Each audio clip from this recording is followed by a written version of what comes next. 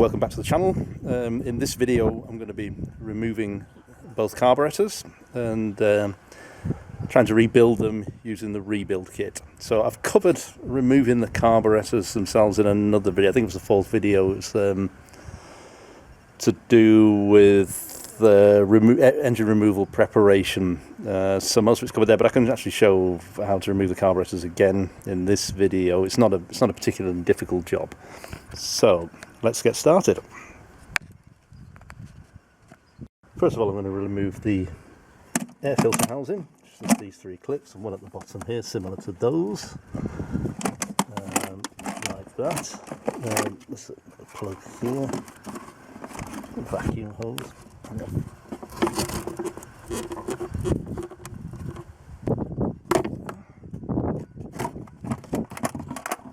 Cut out. It does. There, like that. Then I'm going to move this cover here, which is bolted in by there's 8 nuts, so 1, 2, 3, 4, 5, 6, 7, 8. I need to remove that hose there, and this should come off, so let me proceed to do that. If you've got a flexi connection like this, it makes this job so much easier. It's a 10mm nut as well, so I'll just remove all 8 of those.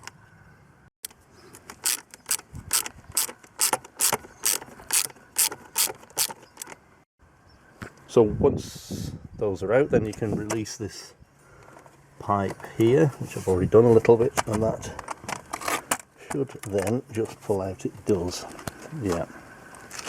Put that also aside, and the next thing I'm going to remove now is these 2 electrical cables here. So out of the way, and then these 8 bolts here. So 1, 2, 2 bottom ones, and those 2 at the top. I think they're 13mm, but let me undo those now. So I've removed all the nuts and grommets now. The next thing I'm going to detach is the fuel lines. So there's 1, 2, and also the choke cable, which is these 2 here. So the choke cable's off from there. Now I'm going to detach some of the vacuum hoses. I think I'll detach that from there. I need to do the other hand here, and also need to detach this one from there. And then it should just pull off, I think. Yeah, I'll try it. And I believe last but not least is the throttle cable. It should release there and then release it from there. There is one thing I did forget. It's both earth straps to the carburetor. So one there, and the right hand side one is there. So I need to undo those 13mm nuts and remove the earth straps. So the earth straps have been removed, and now I should be able to just pull the carbs off. There we go. I'll take those down to the basement.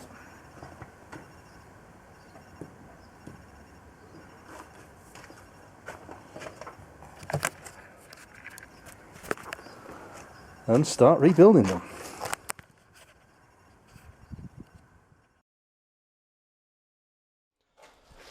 I brought the carburetors down to the basement, and I'll start the dismantling process right now. So what I think I'll do is obviously I'll take up all these vacuum hoses and the choke connector there between the 2 carburetors, and yeah, that'll separate them both. Obviously then I can concentrate on one at a time. And I've got 2 sets obviously of the rebuild kit there, so left and right, or right and left, whatever. So we'll have to have a look exactly what pieces we've got regarding that and see how it fits into the carburetor.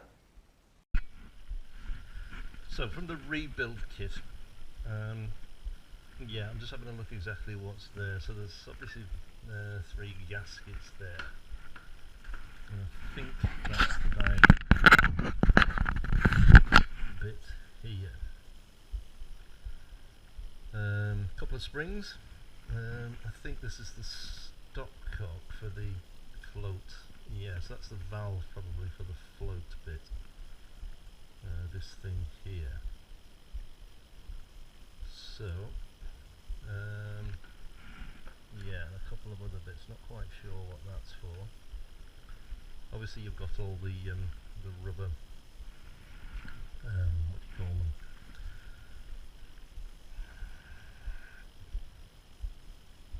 Yeah, they fit into the jets, the rubber sealants for the jets actually.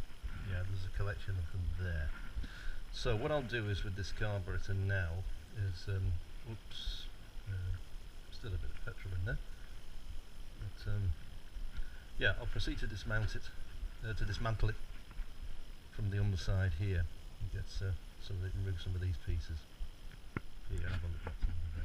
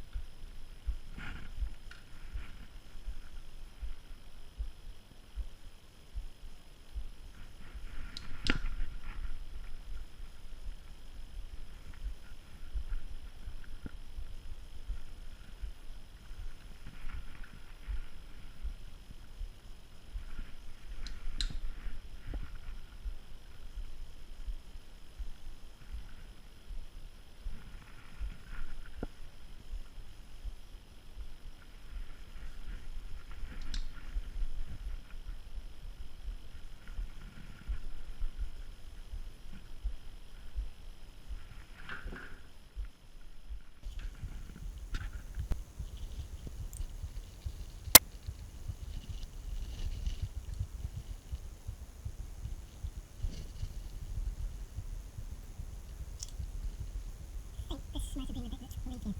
But as we can see, that comes off. Spring there, and it fits on like that. So the new bit's going to have to fit on like that too, alright? So put that to the side. The same here. This is the earth connection.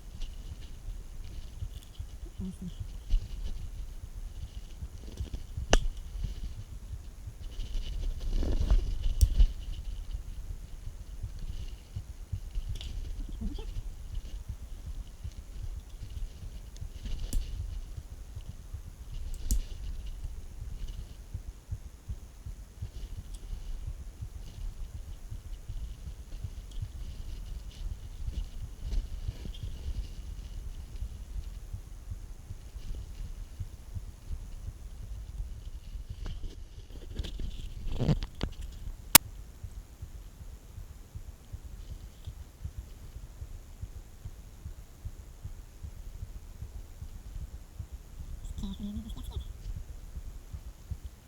Looks pretty dirty. Okay, so I think that's the bottom bit done, and I will proceed to dismantle it from the top, the floats and the jets are come out properly, I think. So, just remove the spring first here, just hooks up from there. Okay, that's where this spring goes, so I think we have to put a new one there. Take all the tension out.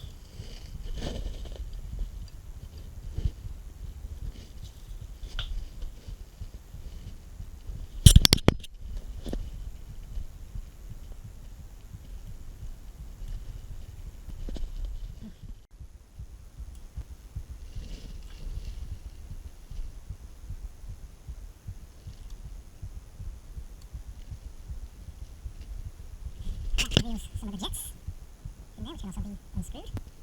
But I think I'll remove this whole plate first and get access.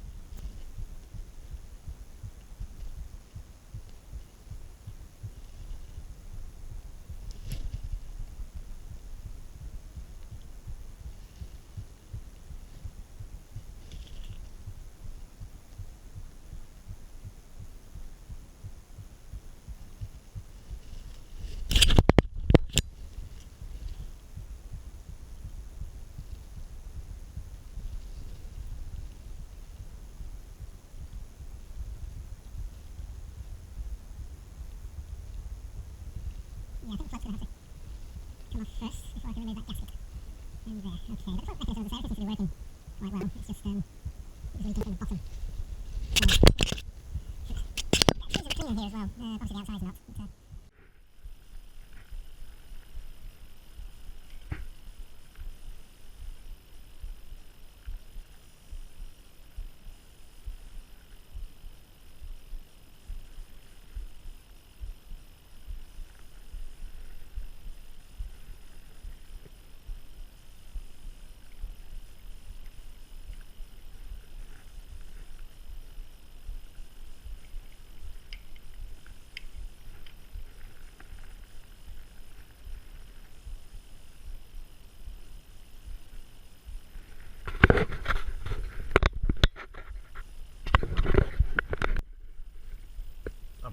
replaced all these rubber washer things in the jets here, so yeah, I'll proceed to put the float chamber, giving it a first time to clean it with a bit of petrol, and then some of this carb cleaner, using a toothbrush. Yeah, it's pretty dirty inside, but clean it as well as I could, I suppose.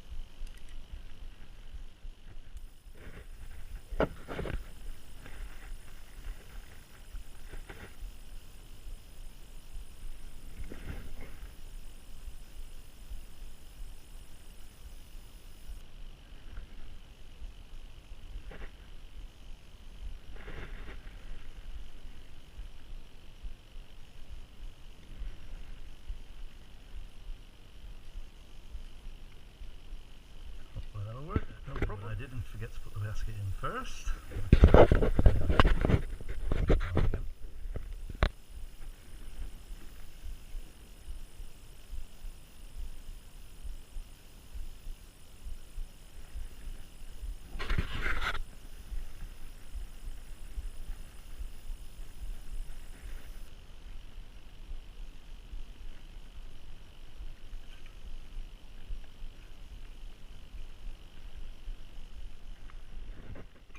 I'm looking at the underside of the second carb now, and I think this is where it must have been leaking along the edges here with the gasket fitted in there. So I've given it a bit of a rub down with very fine grit sandpaper. Hopefully we've got enough of a solid enough mating surface there for the gasket when it goes on there, and it'll stop leaking. But, yeah, let me get that gasket on there and see what we can do.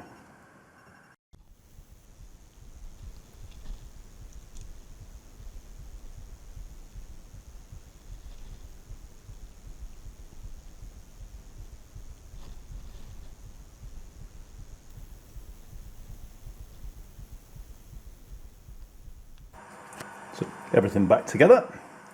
I just wanted to speak a little bit about some of the older components that I've obviously had to replace. This is one of the gaskets, and it does look a little bit sort of, yeah, flaky and damaged. I mean, probably it's been on there pretty much since the car was new, I would imagine. Yeah, it does seem slightly damaged as well, perhaps with the new fuels and the addition of biofuels. What do you call it? The ethanol into the fuel. It probably doesn't do these gaskets a lot of good, yeah, as you can see. But I suppose for the age it could be worse. And there you go. Anyway, let me complete this.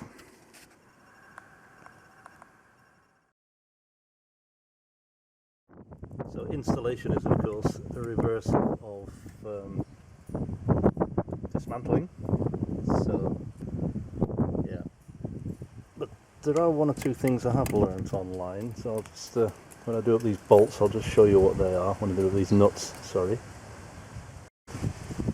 Now the trick here is don't tighten these nuts here too tight, and there has to be a degree of flexibility, and trust me, there's a little bit there. Although, like I said, I think those rubber grommets are probably crushed beyond reasonable use, but there has to be a degree of flexibility there so that when the engine vibrates, that the carburetors are not vibrating at the same frequency, because otherwise what happens is that the fuel starts to froth up and it starts to interfere with the movement of the flux. So yeah, I got that from Stuart's website, which is Sports and GT Cars on YouTube. So thanks for that, Stuart. Anyway, he went to the guy called the Esprit Whisperer and tried to tune his carbs up there. So thanks a lot for that advice, guys. Anyway, but yeah. So let's see if we can get it started. Bit choke.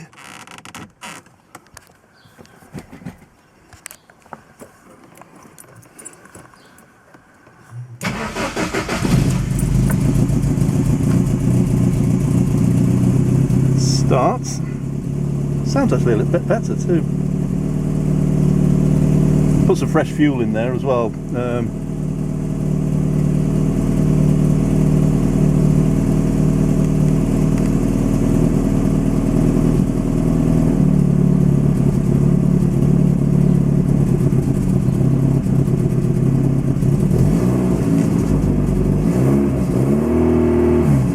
It's actually running better. I think the fresh fuel has helped.